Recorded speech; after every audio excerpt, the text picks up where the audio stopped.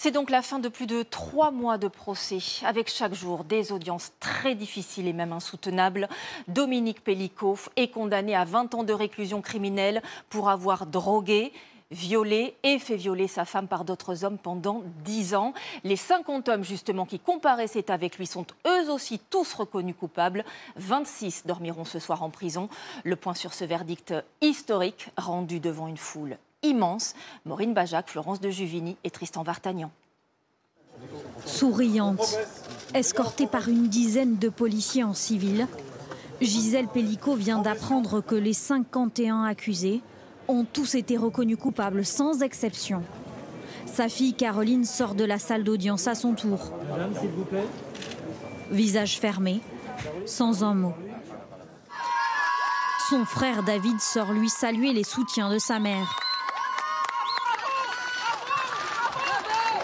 Dominique Pellicot est condamné à 20 ans de réclusion criminelle. Dans son box, il pleure, appuyé sur sa canne. Son avocate vient tout juste d'échanger quelques mots avec lui. Nous sommes dans le cadre d'une responsabilité pour l'heure assumée de Dominique Pellicot. Il est quelque peu hébété. Je dois aller le voir très prochainement à l'établissement pénitentiaire. Pour les 50 autres accusés, les peines vont de 3 à 15 ans de prison. 26 d'entre eux partent immédiatement en détention. À l'extérieur du palais de justice d'Avignon, c'est par bus qu'ils sont conduits en cellule.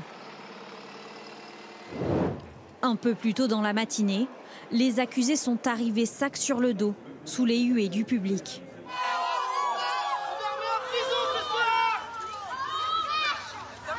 Gisèle Pellicot et ses 3 enfants peinent à accéder au tribunal tellement les soutiens sont nombreux.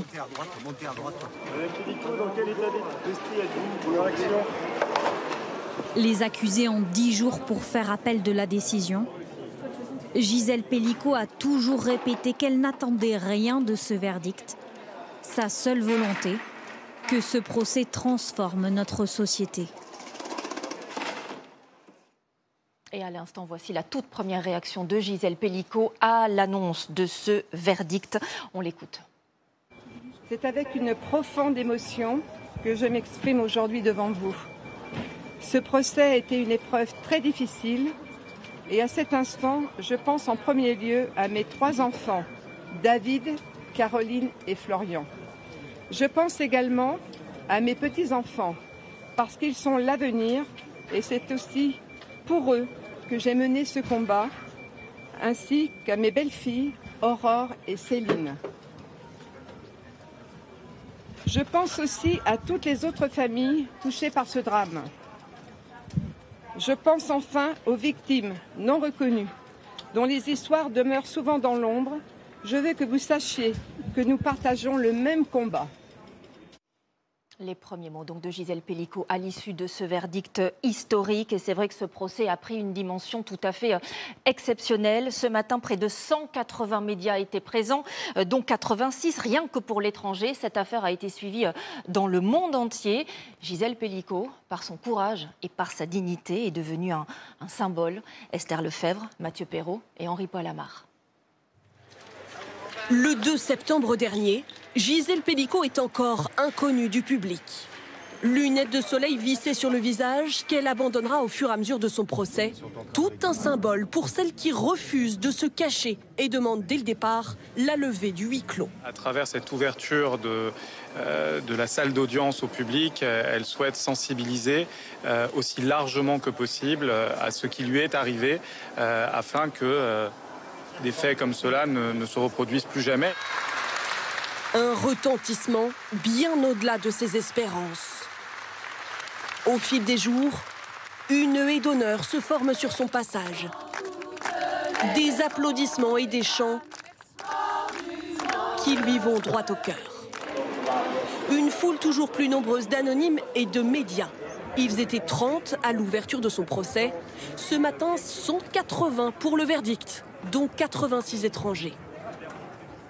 C'est important en Italie ? Oui, en Italie, cette affaire est très suivie.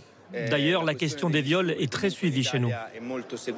C'est un procès qui est tellement emblématique, c'est tellement grand, c'est tellement impressionnant en fait, cette figure de Gisèle Pellicot, que c'est évident qu'on soit là. Merci Gisèle, des slogans dans les rues d'Avignon, sa silhouette dans celle de Lille. Gisèle Pelicot est entrée dans le quotidien des Français et déjà, semble-t-il, une figure historique. On est là depuis le 1er septembre, la veille du procès. C'est une icône, Gisèle Pelicot, de cette lutte que vous menez? Je ne sais pas si c'est une icône, mais en tout cas, ce qu'elle a fait, c'est renversant. En tout cas, on espère qu'il y aura un avant et un après, comme ça a été demandé. Et en fait, je pense que grâce à elle, il faudra vraiment que la honte change de camp. Ça nous concerne tous, c'est un vrai fléau de société, donc femmes et hommes. Une victime devenue icône malgré elle, au terme d'un procès hors norme, qui aura fait résonner mondialement les ravages des violences faites aux femmes.